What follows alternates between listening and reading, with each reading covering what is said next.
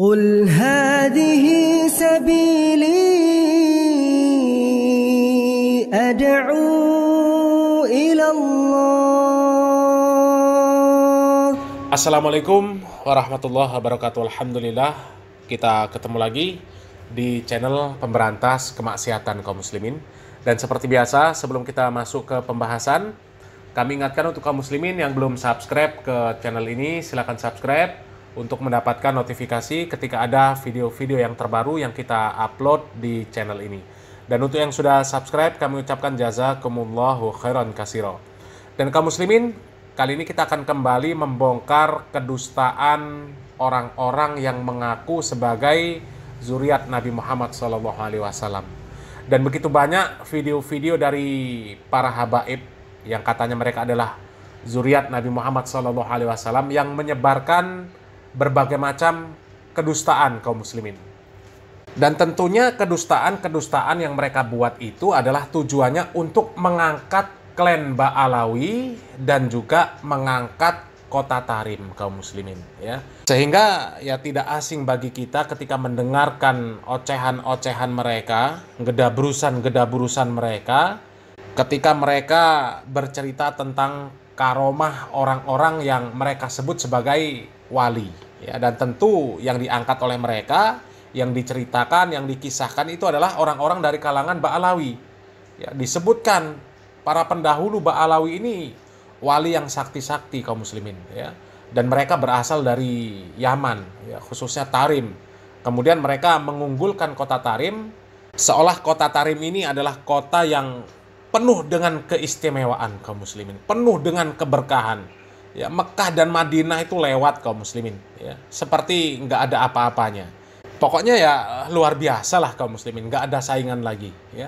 Jangankan kota Tarim kaum muslimin, ya, Allah Subhanahu wa Ta'ala itu saja kalah hebat lah dengan para Habib Ba'alawi kaum muslimin, ya. Tentu lucu dan membagongkan kaum muslimin.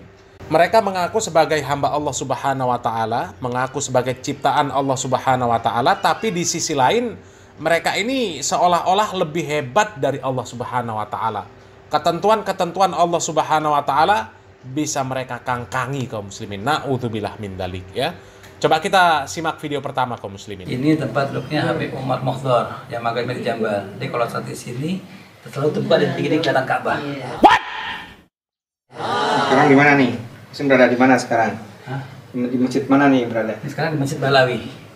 Masjid pertama di Tarim. Tuh kaum muslimin, ya, itu tadi katanya Masjid Ba'alawi. Nah, Masjid Ba'alawi. Lagi-lagi yang diangkat Ba'alawi.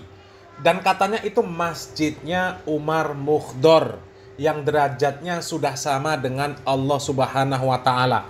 Ya, yang kata Hanif Alatos, kalau kita berdoa nyebut ya Umar Mukhdar, ya Umar Mukhdar, itu sama dengan menyebut nama Allah Subhanahu wa Ta'ala. Kita nyebut ya Umar Mukhdar, ya Umar Mukhdar, ya Umar Mukhdar. Karena lagi-lagi kadang-kadang suka ada yang panas sedikit kupingnya. Kok manggilnya nama orang sih, bukan nama Allah? Minta ke Umar Mukhdar, kenapa nggak minta sama Allah Subhanahu wa Ta'ala langsung? Sebenarnya kalau kita belajar bahasa, hal-hal seperti ini hal-hal yang badihi dalam ilmu balaghah yang dinamakan dengan al-isnad ta'agli, isnadul fi'li ila ghairi ma huwa lahu. Kita nyebut ya Umar Mukhdar, pada hakikatnya ya Rab atawajjah ilaika bijahi Umar Mukhdar. Cuman kan bahasa Arab ini ringkas. Kadang-kadang sastra bahasa Arab ini penuh sastra. Ketika kita manggil ya Umar Mukhdar, ya Umar Mukhdar, ya Umar Mukhdar, pada hakikatnya kita sedang minta kepada Allah Subhanahu wa Ta'ala dengan keberkahan Sayyidina Imam Umar Mukhdar bin Sayyidina Imam Abdurrahman. Coba kaum muslimin, ya. Ini kan Umar Mukhdar ini kan berarti sudah sama derajatnya dengan Allah Subhanahu wa Ta'ala. Menyebut nama Umar Mukhdar itu sudah sama dengan menyebut nama Allah Subhanahu wa Ta'ala menurut ilmu balaghah, ilmu badi, ya. Padahal para sahabat itu orang yang paling paham bahasa Arab, bahkan mereka dibimbing langsung oleh wahyu, dibimbing oleh Nabi Muhammad SAW, dibimbing oleh Jibril. Tapi nggak ada mereka kemudian memahami dengan bahasa balaghah, bahasa badi. Kemudian ketika mereka berdoa, mereka menyebut ya Muhammad SAW, ya Rasulullah. Nggak ada. Begitu juga dengan para ulama kaum muslimin. Ya, Imam mazhab, Imam ahli hadis, nggak ada yang mereka berdoa kemudian menyebut nama para khalifah kaum muslimin. Ya, jangankan khalifah, Nabi Muhammad SAW saja enggak. Ya, apa ada mereka menyebut ya Muhammad SAW, kemudian ya Abu Bakar Siddiq, ya Umar, ya Utsman, ya Ali? Kan nggak ada. Coba satu saja, apakah mereka orang yang nggak ngerti bahasa Arab? Nggak ngerti ilmu sastra bahasa Arab? Mereka orang-orang yang paling paham bahasa Arab. Mereka orang Arab asli. Tapi nggak ada yang seperti itu. Ya, nggak ada. Jadi ajaran Hanif Alatos ini ajaran yang menyesatkan. Wallahi menyesatkan. Ya. Dan coba tadi, seolah-olah Umar Muhdor ini istimewa. Ya. Masjidnya masjid pertama yang ada di Kota Tarim. Ya. Kemudian tempat duduknya Umar Muhdor di masjid itu, ya, ketika melihat ke tembok, itu bisa langsung tembus ke Ka'bah. Ya Allah. Ini kemprosnya luar biasa, dustanya luar biasa kaum muslimin, dusta luar biasa. Ya. Coba kaum muslimin, ya sekarang ya kita gampang mikirnya pakai logika sekaligus dalil lah kaum muslimin, ya. Kita sebut Uwais Al-Qarni kaum muslimin, ya. Uwais Al-Qarni ini adalah orang soleh dan jelas dia adalah seorang waliullah, ya. Dan namanya disebut oleh Nabi Muhammad SAW.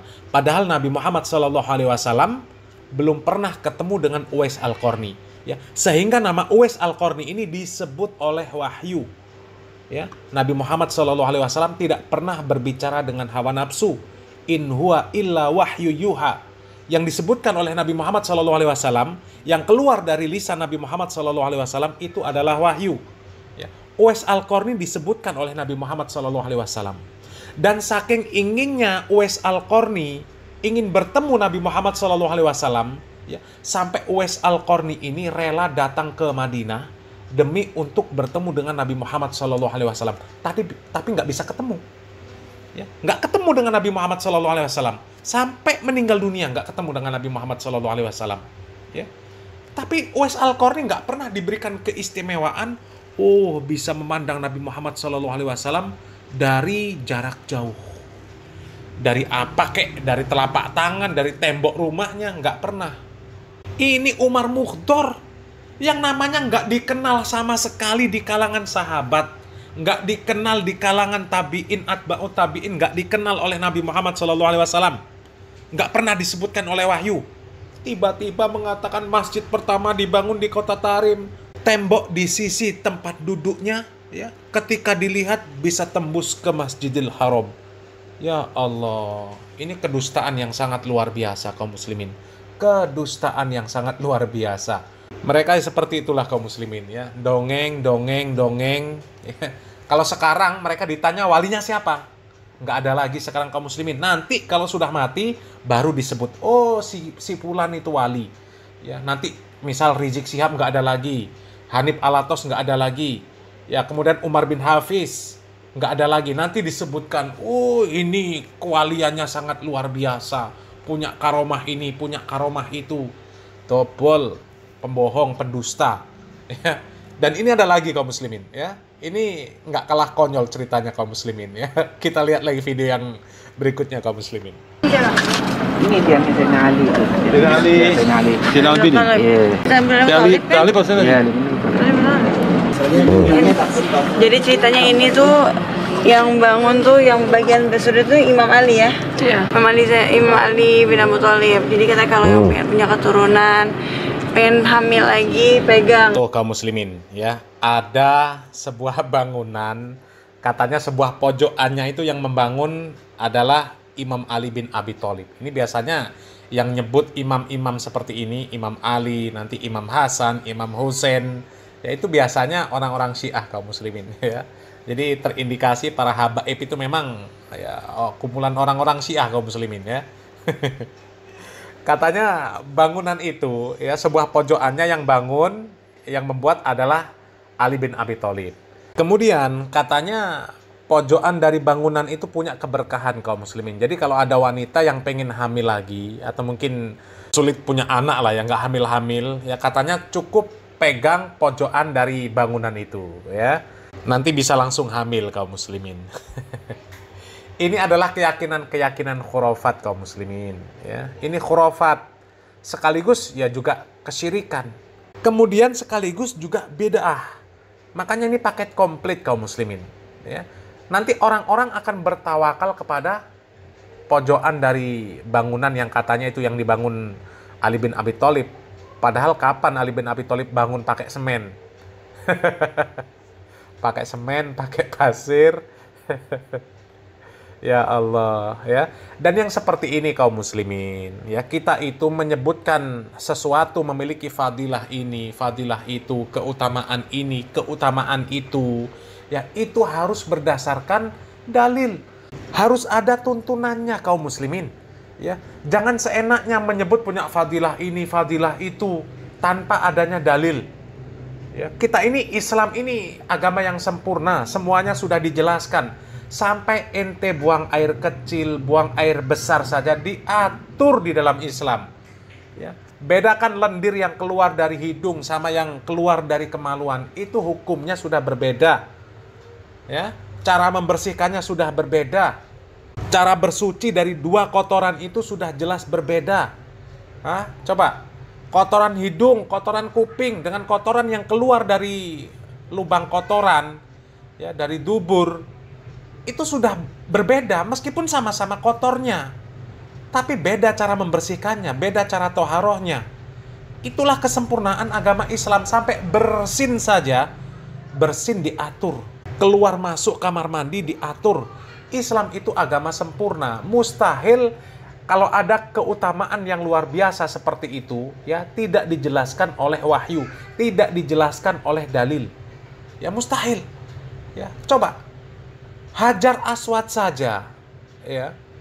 Para sahabat, seandainya mereka tidak melihat Nabi Muhammad SAW itu pernah mencium, maka para sahabat nggak akan mencium. Ya. Sahabat Umar bin Khattab mengatakan, wahai Hajar, aku tahu sesungguhnya engkau itu hanya batu yang tidak bisa memberikan manfaat, tidak bisa menolak mudarat. Seandainya aku tidak melihat Nabi Muhammad SAW menciummu, maka aku tidak akan menciummu. Itu Hajar Aswad. Apalagi pojokan dari bangunan yang ada di Tarim. Ya, jadi jelas-jelas kaum muslimin. Ya, ini kedustaan yang sangat luar biasa yang mengatasnamakan syariat Islam kaum muslimin.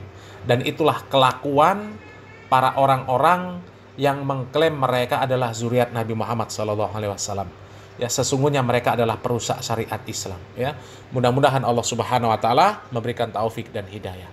Salam waras, salam akal sehat. Barakallahu fikum. Wassalamualaikum warahmatullahi wabarakatuh.